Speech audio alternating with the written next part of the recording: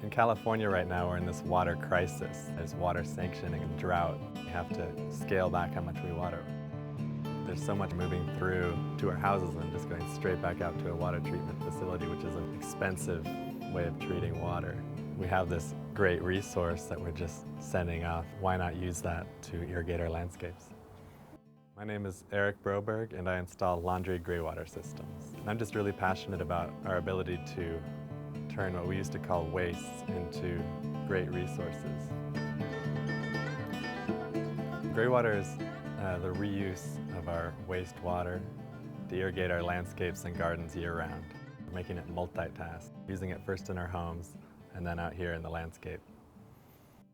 Right now in California, it's legal without a permit to have one greywater system. And in most cases, the laundry to landscape system will be the most appropriate because it's the simplest, it's the easiest to retrofit, it's the least expensive, and it's very low maintenance.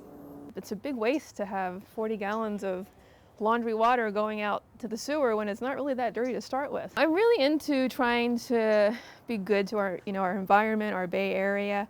And it did seem to me like a monumental waste to be sending water to the sewer every time I wash clothes. There's a lot of concerns out there about pollution and backflow and things like that, and these are actually very safe systems. Topsoil is the best way of treating greywater anyway.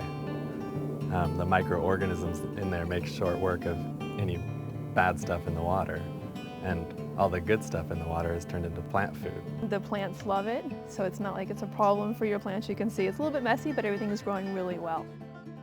Here's the valve. So if I wanted to go outside, it stays here.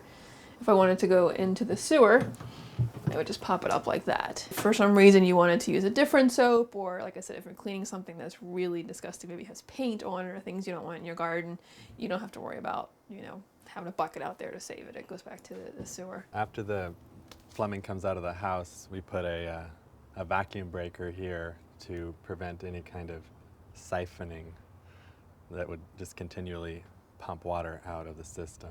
So this creates a little air break in there. And then we take PVC piping down the edge of the wall, and as soon as possible transfer that over to the black 1-inch HDPE tubing.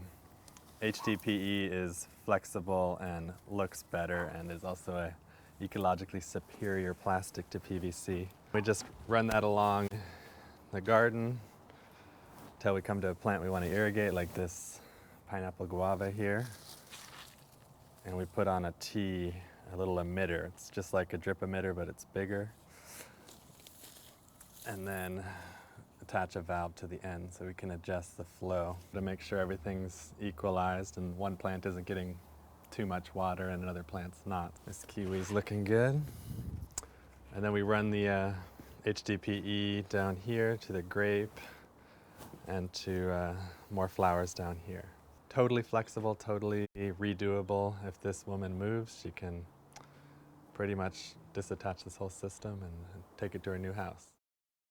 So in terms of the maintenance for this, it's been very easy. You have to use soaps that are more environmentally friendly. It's a little bit of tweaking the amount of water because you got to set each valve accordingly. And I've done a little bit of moving the valves around and making something go a little bit faster, a little bit slower in terms of water.